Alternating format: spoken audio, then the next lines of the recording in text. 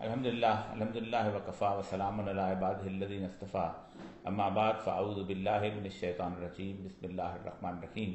رب اشرح لی صدری ویسر لی امری واحلل عقدۃ من لسانی یفقہوا قولی صدق اللہ العظیم۔ ہمارے خاتون حضرات، اس وقت پاکستان ایک ایسے بحران کا شکار ہے جس کے اندر سب سے بڑا قتل جو ہے وہ سچ کا ہو رہا ہے۔ سچ کا قتل اسی وقت ہوتا ہے کہ جب میڈیا پر یا گفتگو کرنے پر پابندی لگا دی جائے اور پھر اس پر افواہ کا بازار گرم ہو جاتا ہے۔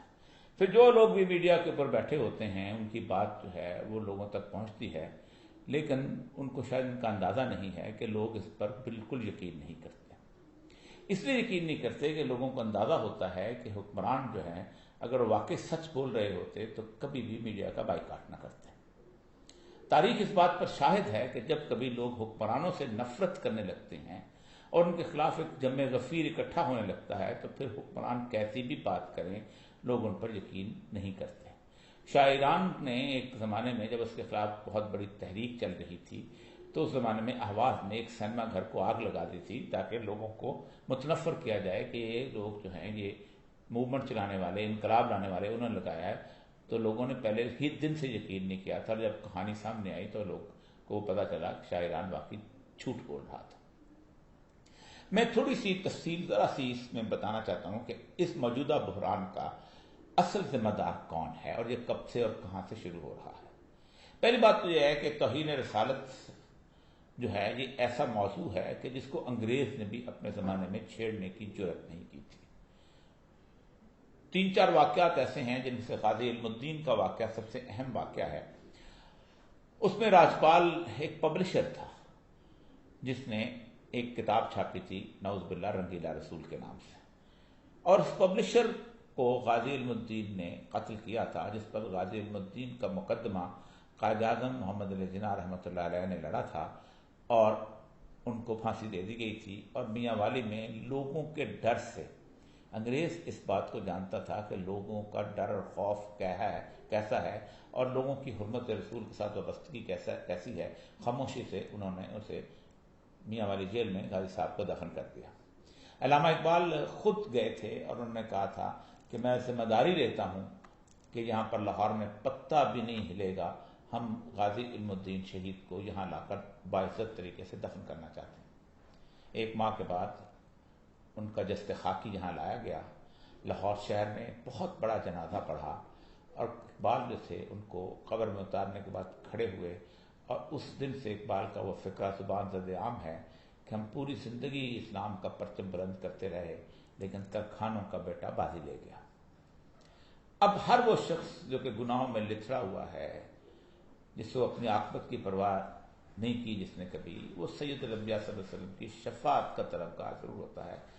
اور شفاعت کے لیے وہ چاہتا ہے کہ وہ بھی کوئی ایسا کردار ادا کر جائے جیسا غازی علم الدین نے کیا تھا، وہ ترخانوں کا بیٹا بن جائے۔ اس کے بعد سے لے کے تمام حکومتیں خاموش رہیں اور کسی نے اس معاملے کے اندر چوں چراں کرنے کی کوشش نہیں کی۔ موجودہ بحران پنجاب کے گورنر سلمان تاثیر صاحب، جو کہ بہت سیکولر اور لبرل خیالات کے آدمی تھے اور ان کی کتابوں سے بھی ظاہر ہوتا ہے جس قسم کے وہ آدمی تھے، ان کی ایک حرکت سے پیدا ہوا۔ پنجاب میں ہزاروں ایسے قیدی ہوں گے جیلوں کے اندر جو لوگوں نے غلط مقدمات درج کر کے ان کو قید کروایا ہوگا۔ کسی پر چوری کا الزام ہوگا، کسی پر قتل کا الزام ہوگا، کسی پر کسی اور چیز کا الزام ہوگا، دھوکہ دہی کا الزام ہوگا، ہزاروں۔ ہمارے ہاں پنجاب کی ایف آئی آر کا مسئلہ یہ ہے کہ 1940 میں پنجاب کی ہائی کورٹ نے ایک فیصلہ دیا تھا کہ پنجاب میں لوگوں کے مرنے ہوئے جو نزاعی بیان ہوتا ہے، یعنی ڈائنگ ڈیکلیریشن، اس کا بھی یقین نہ کرو، کیونکہ یہ مرتے ہوئے بھی اپنے قتل کا ذمہ دار اپنے دشمنوں کو لکھوا دیتے ہیں اور مرتے ہوئے بھی جھوٹ بولتے ہیں، انہیں کوئی خدا کا خوف نہیں ہوتا۔ ایسے ہزاروں قیدی موجود تھے، لیکن سلمان تاثیر ایک ایسی خاتون کو چنتے ہیں جس کے اوپر سید الانبیاء صلی اللہ علیہ وآلہ وسلم کی توہین کا الزام ہے، اور اس سے ملنے کے لیے شیخ اوپرا جاتے ہیں، اور شیخ اوپرا جا کے دنیا کو ثابت کرنے کی کوشش کرتے ہیں کہ تم صحیح رسالت کا الزام لگاتے ہو، میں اس خاتون کے ساتھ ہوں۔ جب بہت زیادہ صورتحال بڑھی تو انہوں نے با کے ٹی وی پہ صفائیاں پیش کرنی شروع کی، اور مجھے یاد ہے اچھی طرح کہ آخری ان کی جو اپیرنس تھی وہ میرے ساتھ ہی تھی، میرے بخاری کے پروگرام میں، اور جس کے بعد پھر وہ ممتاز قادری جو ان کے گن مین تھے، انہوں نے اس جرم کی پاداش میں انہیں جو ہے انہیں جاں بحق کر کے 27 گولیاں ان کے جسم میں داغ دی۔ اب ظاہر بات ہے اس کی اپنی ایک اس کا فیصلہ تھا، اس کے اوپر بحث نہیں کرتے، میں اس وقت صرف نادانیوں کی بحث کر رہا ہوں یا جان بوجھ کے چھیڑنے کی بحث کر رہا ہوں۔ اس کے بعد ممتاز قادری کو پھانسی ہو گئی۔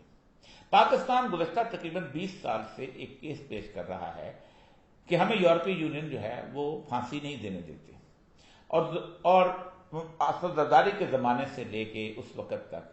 تقریباً 9000 کے قریب ایسے قیدی تھے جن کو پھانسی کی سزا ہوئی تھی، اور ان کی رحم کی اپیل جو تھی وہ پریزیڈنٹ آف پاکستان کے پاس پینڈنگ پڑی ہوئی تھی، وہ انہوں نے اس کو وہاں رکھا ہوا تھا اور کسی کو پھانسی نہیں دیتے تھے، اور یہ طے کر بتا دیا ہوا تھا کہ ہم لا تو نہیں بدل سکتے کیونکہ ہمارے ہاں تو قصاص اور دیت کا قانون بھی موجود ہے، لیکن ہم پھانسی دیں گے نہیں۔ اچانک نواز شریف صاحب کو مغرب کے آنکھوں میں تارا بننے کا شوق پیدا ہوتا ہے، اور پھر وہ کم از کم قول ممنون حسین روز آ کے کہتے تھے کہ اس کی فائل واپس بھیجو، ہم سے پھانسی دینا چاہتے ہیں، اور پھر ممتاز قادری کو پھانسی دے دی جاتی ہے، اور اس کے بعد ایک طوفان کھڑا ہوتا ہے۔ ممتاز قادری کا جنازہ تاریخ کے چند بڑے جنازوں میں سے ایک ہے، شاید 2 یا 3 بڑے جنازے ہوں گے جن میں سے ایک ہے، اور وہ تاریخ نے دیکھا کہ اس جنازے کے اندر کوئی مسلک ایسا نہیں تھا جس کے ماننے والے اس میں جمع نہ ہوئے ہوں، دیوبندی ہوں، اہل حدیث ہوں، بریلوی ہوں، شیعہ ہوں، کوئی بھی ہو، سب بالاتفاق رائے، اور ایک گملہ تک نہیں ٹوٹا تھا، اور یہ لوگ وہاں پر آ کے بیٹھ گئے۔ معاملہ ختم ہو گیا، اس کا مزار بن گیا، سب کچھ ہو گیا۔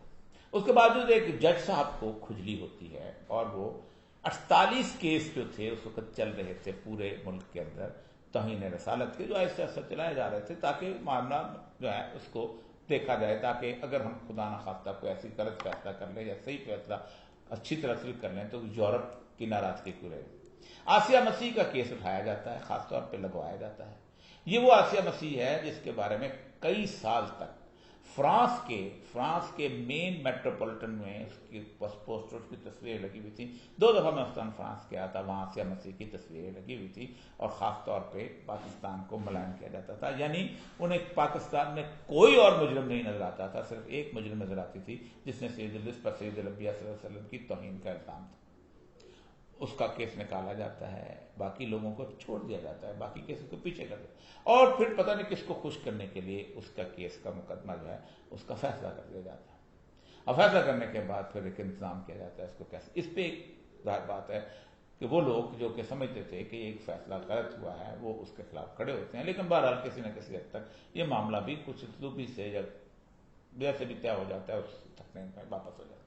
یہ دوران تحریک لبیک ایک پارٹی کے طور پر منظم ہوتی ہے، اور تحریک لبیک کا ایک ہی نعرہ ہوتا ہے کہ ہم نے حرمت رسول کا تحفظ کرنا ہے اور سید الانبیاء صلی اللہ علیہ وسلم کے ناموس پر پیرا گیا ہے۔ یہ دونوں بڑے جذباتی فکر تھے۔ اس کے بعد ایک اور کام ہوتا ہے۔ فرانس میں اگرچہ کہ خاکے بہت بنتے تھے، مسلمان احتجاج بھی کرتے تھے، فرانس میں بحیثیت صدر اور بحیثیت قوم کے رہنما جو اس کا صدر ہے، وہ خاص طور پہ چوراہوں پہ رسول اکرم صلی اللہ علیہ وسلم کے خاکے جو ہیں وہ نصب کرواتا ہے۔ پوری امت مسلمہ اس میں بہت زیادہ غم و غصے میں آتی ہے، اور اکثر سوال کیا جاتا ہے مسلمانوں میں ساری امت موجود ہے، پاکستان میں اس کو کیوں درد ہوتا ہے؟ یہ تو نعمت کی بات ہے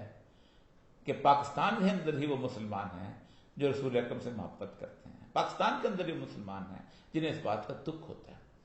یہ کوئی دلیل نہیں ہے کہ چونکہ باقی لوگ جہنم کا ایندھن بننے جا رہے ہیں، باقی قومیں جو ہیں وہ انہوں نے مفادات پہ سودا کر لیا تو پاکستانی کے اوپر اس کے اوپر ہونا تو یہ چاہیے تھا کہ فوراً عمران خان صاحب جو ہیں ٹیلی ویژن چینل پہ آتے، فرانس کے صدر کو کنڈیم کرتے،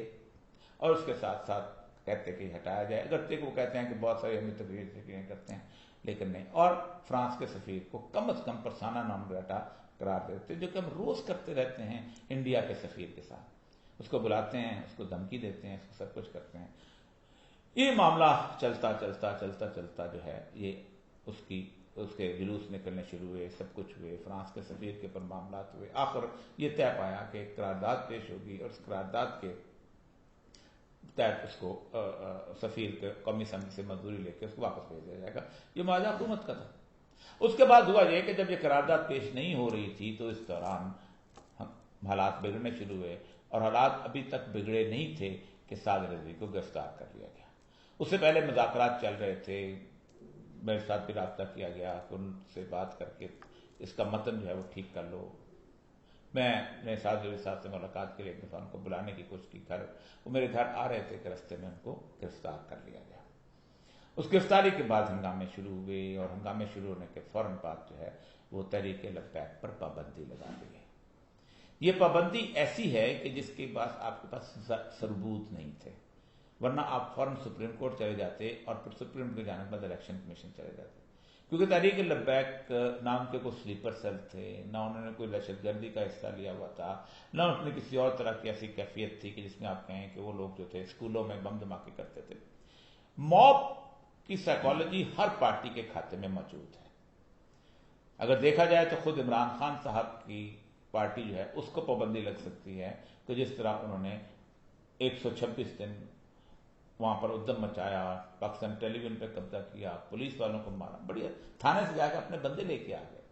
اس طرح کی صورتحال۔ بے نظیر کے مرنے کے بعد جو کچھ اس ملک کے اندر ہوا ہے، اور جس طرح 21 کے قریب ریلوے اسٹیشنوں کو آگ لگائی گئی، انجن آگ لگائے گئے، اور تیرے ہوئے، تو پیپلز پارٹی سب سے پہلی پارٹی ہونی چاہیے تھی جس پر پابندی لگتی، لیکن موب کی سائیکالوجی کی صورتحال ایسی ہوتی ہے کہ اس کے اندر ہمیشہ دیکھا جاتا ہے کہ اس کو حالات کو کیسے ٹھیک کیا جائے۔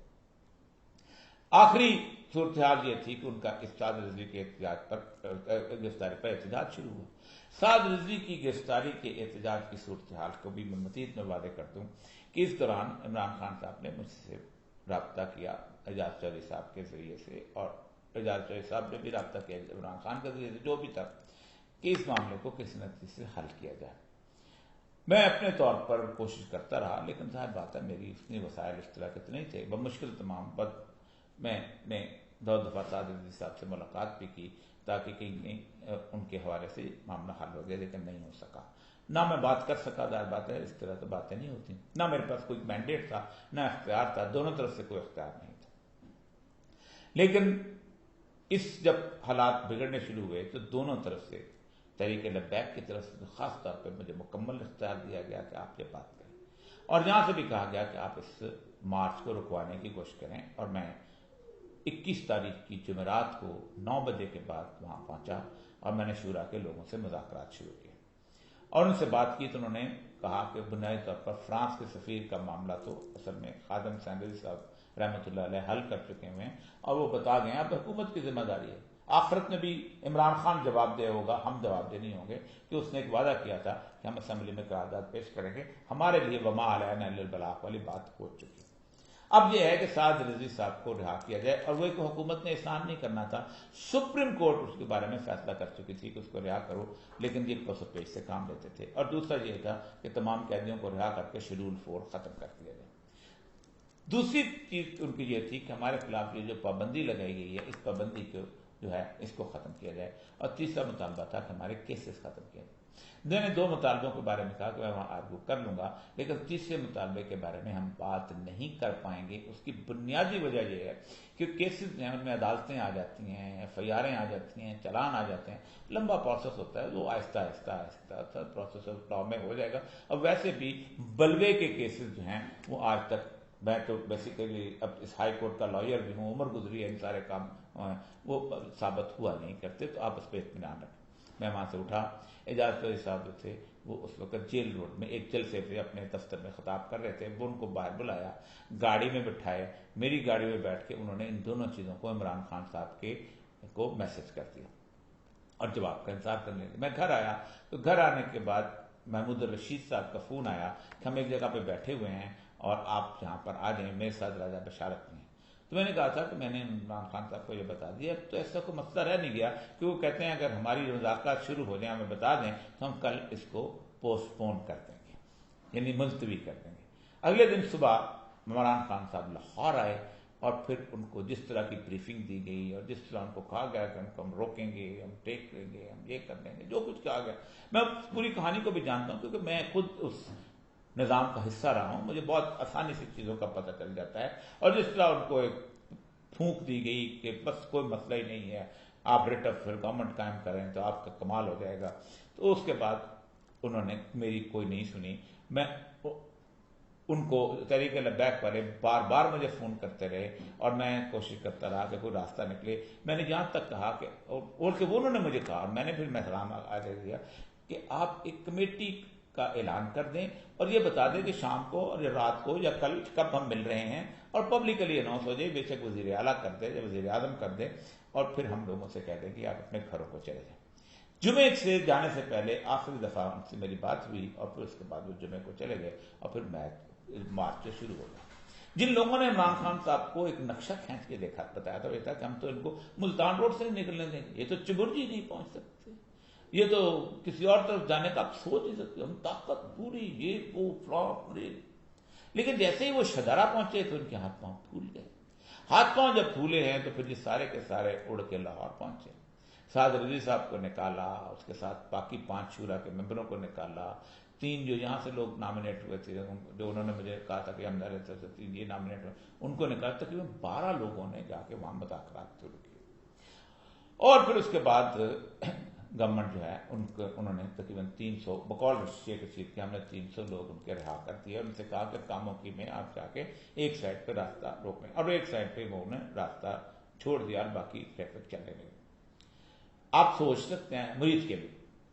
کہ اس کے بعد ایک پلینگ ٹیکس شروع ہوا. یہ دونوں کام صرف 1 گھنٹے میں ہو سکتے تھے اگر آپ یہ چاہتے کہ یہ معاملہ درست ہونا ہے. اس کے بعد شیخ رشید صاحب آگے اور انہوں نے کہا کہ انہوں نے فرانس کا سفیر کہا تھا اور یہ تھا وہ تھا, ہم نہیں مان سکتے, اکانومی ہے فلانا. یہ ایک ایسا جھوٹ تھا کہ جس کی کوئی گنجائش نہیں تھی. اب شیخ رشید صاحب نے ایک مذہبی کارڈ استعمال کرنا شروع کیا. پہلے ہوتا تھا سیکولر کارڈ. وہ سیکولر کارڈ کس نے استعمال کیا تھا؟ سلمان تاثیر صاحب نے, وہاں بتا کے اپنے نمبر بنانے. پھر استعمال کیا نواز شریف صاحب نے اپنے نمبر استعمال, پھر استعمال کیا اپنا جسٹس کھوسا صاحب نے, اور پھر عمران خان صاحب نے آتے ہیں.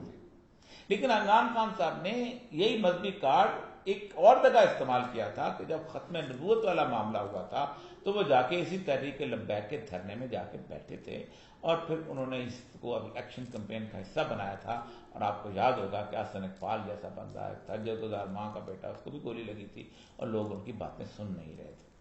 اب شیخ رشید صاحب نے سمجھا کہ شاید یہ کارڈ چل جائے گا. پھر اس طرح کی اور طرح کی صورتحال. اس وقت صورتحال یہ ہے کہ گزشتہ 3 دن سے سعد رضوی اور ساتھی جتنے بھی ہیں وہ اسلام آباد میں ایک اچھے سے ریسٹ ہاؤس میں بلا کے بٹھائے ہوئے ہیں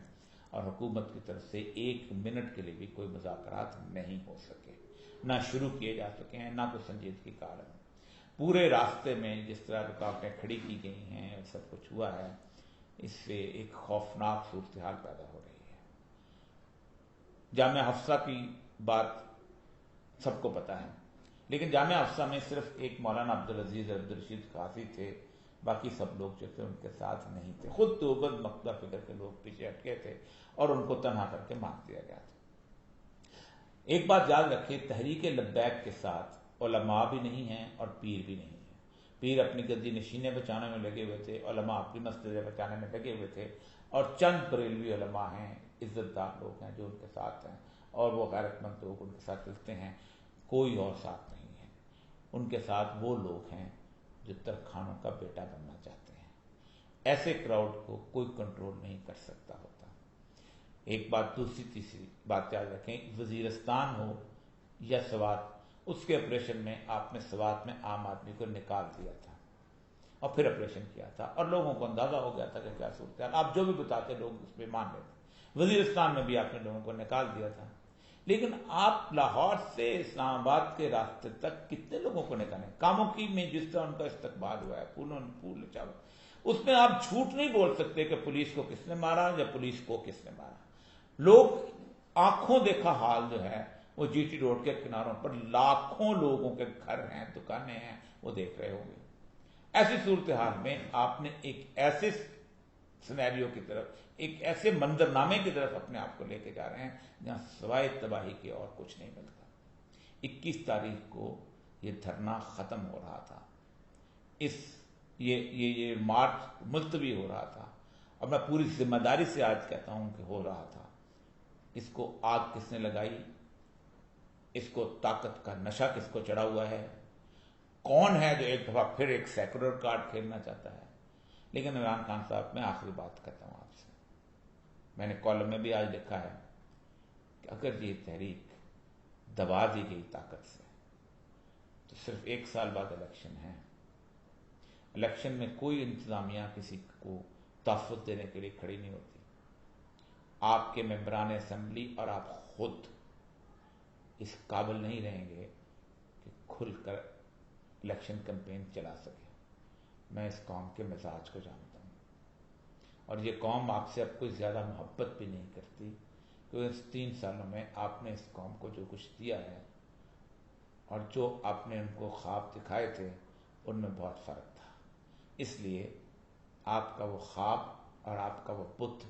ٹوٹ چکا ہوا ہے. میرے جیسے آدمی کی آنکھوں سے ٹوٹ گیا ہے جو ابھی بھی سمجھتا ہے کہ آپ باقی دونوں سے بہتر ہیں، لیکن آپ بہت کچھ کر سکتے تھے جو آپ نے نہیں کیا. اس لیے نہیں کیا کہ آپ کی انا کا بہت بڑا بت ہے جو کبھی نہیں ٹوٹ سکتا. انا کا بت ٹوٹے گا تو آپ کو لوگوں کی لاشیں بھی نظر آئیں گی اور سید الانبیاء کی حرمت بھی. السلام علیکم ورحمۃ اللہ وبرکاتہ.